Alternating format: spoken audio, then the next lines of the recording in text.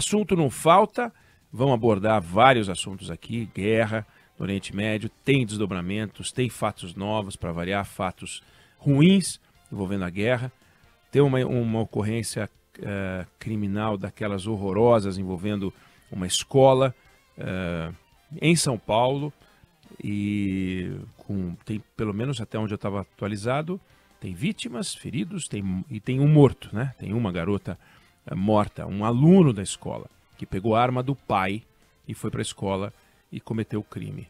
Tem o que discutir sobre isso, tem algo acontecendo, e teve eleição na Argentina. Primeiro turno na Argentina, você acompanhou aqui na Band News FM, ao longo da programação, tudo que aconteceu ontem, primeiro turno, você viu o que aconteceu, o que todo mundo está chamando de surpresa, que é a vitalidade do peronismo. É uma surpresa. Todo mundo achando, e é justamente sobre esse todo mundo achando que eu quero falar, que o Javier Milei, candidato da ultradireita, radicalíssimo, ia encaçapar a esquerda, mas deu o Sérgio Massa, em primeiro lugar.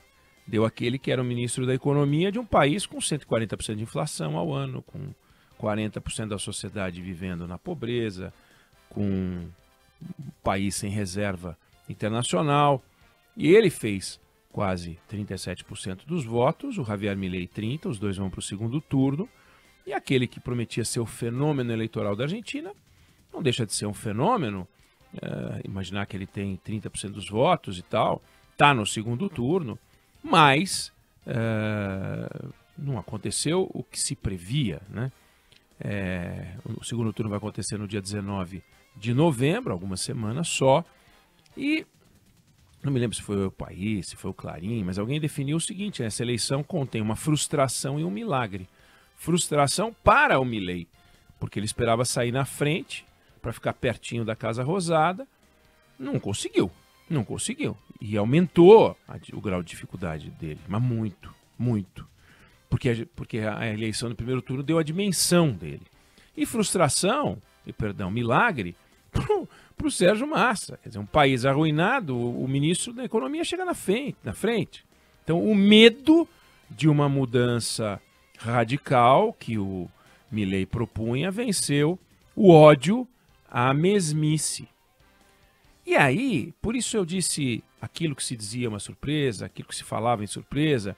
Quando a gente fala em surpresa, a gente pode falar de dois tipos de surpresa, né? Algo que a gente não podia prever, de forma alguma, acontece. De forma alguma. Não dava para prever o ataque do Hamas do jeito que aconteceu a Israel. Você pode dizer que aquilo foi uma surpresa. Não dá para prever o 11 de setembro de 2001, embora alguns digam que houve falha na segurança, tanto Israel quanto dos Estados Unidos, mas aquilo foi uma surpresa. Tsunami é uma surpresa, aliás, comparavam o Milei a um tsunami na política. Então, surpresa acontece quando um fenômeno absolutamente inesperado, ainda que alguns, nos casos de atentados, saibam que vai acontecer, a sociedade é tomada por um susto, aconteceu algo que nos previa. Agora, tem uma outra surpresa que é resultado da desinformação. Ou seja, está acontecendo uma coisa e a gente não tem os mecanismos para identificar. Né? Então, por exemplo, 2008, a quebra da economia americana. Tudo o que estava acontecendo sugeria que ia estourar. E, no entanto, as ferramentas de identificação do fenômeno não funcionaram. Agora, por exemplo, por que a gente era levado a acreditar que o Milei ia estar em primeiro lugar? Porque os eleitores todos da Argentina diziam que iam votar no Milei só de sacanagem. Eu vou falar que eu vou votar no Milei, mas na hora do vamos ver eu vou votar no Sérgio Massa. E para quê? Para enganar os institutos de pesquisa. Não, não é isso.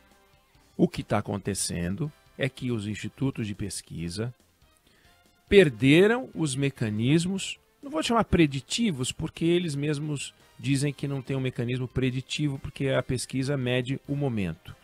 Mas se a pesquisa mede o momento, e o momento não serve para nada, porque sempre as pessoas na hora da urna mudam o voto em relação ao momento em que deram a entrevista, para que fazer pesquisa? Deixa fazer, lógico, ninguém está pensando a não ser... Tinha um deputado imbecil aí que apresentou uma proposta para criminalizar a pesquisa que errasse o resultado. Uma coisa imbecil. Podia criminalizar também o candidato que perdesse a eleição, né? Por que não? O senhor prometeu ser candidato, prometeu se eleger, não se elegeu, criminaliza. Pune, cadeia. Cadeia para o candidato que não ganha a eleição. Aí o camarada quer punição para o Instituto de Pesquisa que errar. O Instituto de Pesquisa não vive de errar, o Instituto de Pesquisa vive de acertar. Quando erra é ruim para ele. E, no entanto, os institutos na Argentina erraram, com exceções, mas erraram. E daí a surpresa. A surpresa não vem do fato de que as pessoas mudaram de opinião. Vem do fato de que as pesquisas não conseguiram colocar os candidatos dos tamanhos que os candidatos tiveram, isso ao longo do processo eleitoral. E aí, quando isso acontece, obviamente todos os institutos voltam para a planilha, voltam para as suas fórmulas e começam a pensar, o que a gente tem que fazer? Como é que a gente pode recuperar a capacidade de conexão com a sociedade? Porque está desconectado da sociedade. E aí algumas conclusões começam a aparecer. Quer dizer, Sérgio Massa, em primeiro lugar, com 37% dos votos, arredondando, e Milei com 30%, e não Milei na frente, e Sérgio Massa bem para trás, aconteceu o que na Argentina? E aí a gente vai dizer o seguinte, as pesquisas erraram no Brasil e erraram na Argentina, com eleitorados muito diferentes, tá? O eleitorado argentino é mais culto do que o eleitorado brasileiro. O eleitorado brasileiro é mais iletrado do que o eleitorado argentino. Então, alguém poderia dizer, não, o fato do eleitorado brasileiro ter um nível de instrução mais baixo que o do argentino dá mais erro aqui. Bom, mas então, como é que errou lá? Ah, é porque eles têm um nível de instrução maior do que o nosso. Bom, então se quem tem maior erra, quem tem menor erra, não tem nada a ver com isso. Ah, mas aqui o voto é obrigatório. Lá também é, do mesmo jeito, não tem diferença. Voto obrigatório na Argentina e aqui. Lá tem as primárias, que dão um cheiro do primeiro turno, pois as primárias colocaram o Milei muito na frente. Então, houve uma manifestação pró-Milei, que depois foi mudando das primárias para cá e que as pesquisas não identificaram essa mudança com a clareza e daí a gente falar em surpresa no resultado. Um dos motivos, aliás, o princípio da pesquisa eleitoral é que você pode entrevistar um número pequeno de pessoas, porque as pessoas que não são entrevistadas se comportam de forma muito semelhante com as pessoas que são entrevistadas, ou seja, quem cala se comporta mais ou menos como quem fala.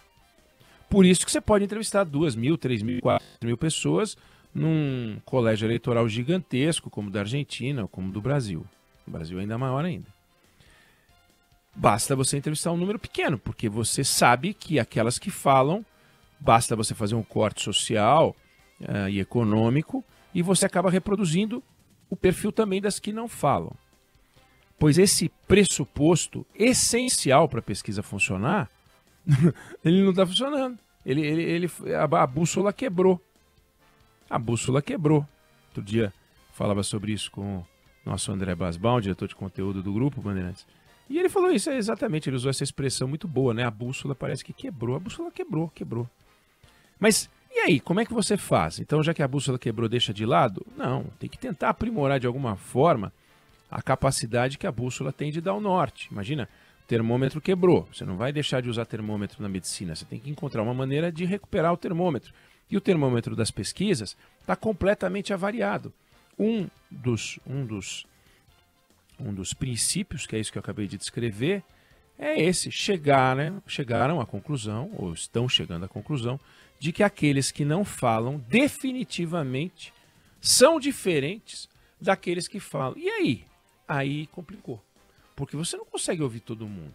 Não dá para ouvir todo mundo. Então, de alguma maneira, é preciso encontrar uma forma de falar com um número pequeno de pessoas, porque de todo jeito pesquisa tem que ser um número pequeno de pessoas, para você poder recuperar a sua capacidade de entender o que está acontecendo.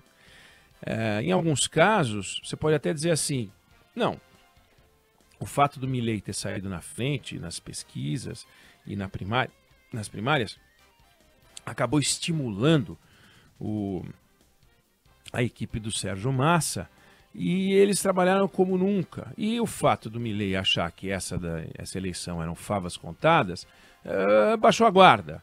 Aquele time que está ganhando no primeiro tempo fez 2-0 e quer segurar o jogo, o outro vem e faz 3-2. Pode ser? Pode ser. Pode ser. É uma possibilidade. Mas o objetivo da pesquisa é dar uma orientação para a sociedade, também para os candidatos, mas para a sociedade. É para isso que existe o Instituto, para que a sociedade tenha o mesmo grau de informação que os candidatos, porque os candidatos todos contratam institutos de pesquisa. E há uma discussão séria se deve haver ou não pesquisa nas eleições. Eu sou absolutamente a favor de pesquisa. Mas elas erram, e a gente tem que aprender a conviver com o erro delas e tem que aprender tem que dar um jeito de provocar os institutos para ficar mais sofisticados, mais antenados, e é assim mesmo o processo. Mas é curioso, e para encerrar, a ideia de que a gente chama de surpresa, e houve uma surpresa na Argentina, e alguns chamam até de reviravolta, até de reviravolta, como se a sociedade tivesse mudado de voto, iam de Milei e falar, vamos enganar os comentaristas, os analistas, os institutos de pesquisa, os jornalistas, os estudiosos. Tá, a sociedade, aí eles fazem uma grande conferência de todos os eleitores, falam, como é que a gente faz para enganar todo mundo? Não, de novo, a pesquisa, que é a melhor forma de você se conectar com a sociedade, não está conseguindo entregar uma informação bastante útil para a análise dos fatos. Mas a gente vai poder conversar sobre isso com o Fernando Schiller, a gente vai poder acompanhar isso. Dia 19 de novembro tem o segundo turno, a situação do Milei ficou muito mais difícil. De grande promessa virou um negócio complicado, de tsunami virou um vendaval, porque agora ele está atrás e tem um bolo de votos que não foram para o Sérgio Massa e que não irão para o Milei automaticamente. Ele vai ter que modular o discurso dele. E aí ele fica naquela cilada. Eu só cheguei até aqui porque eu sou radical, preciso abrandar. Se eu abrandar, será que eu viro um gatinho? Pareço um gatinho e aí as pessoas não vão votar em mim? Olha, é um grande desafio, mostra que existe um eleitorado de direita forte, da ultradireita forte, 30% não é desprezível, é muita coisa. Existe esse eleitorado em todos os países, mas também existe um cuidado do eleitor nessa hora, dizendo assim, será que eu vou votar num cara que fala as coisas que ele fala? Ele vai ter que se desdobrar e os institutos vão acompanhar, vamos ver o que eles dizem dia 19 de novembro, segundo turno da eleição da Argentina. Eu não sei se você concorda ou discorda, mas essa é a opinião que eu tenho sobre o assunto.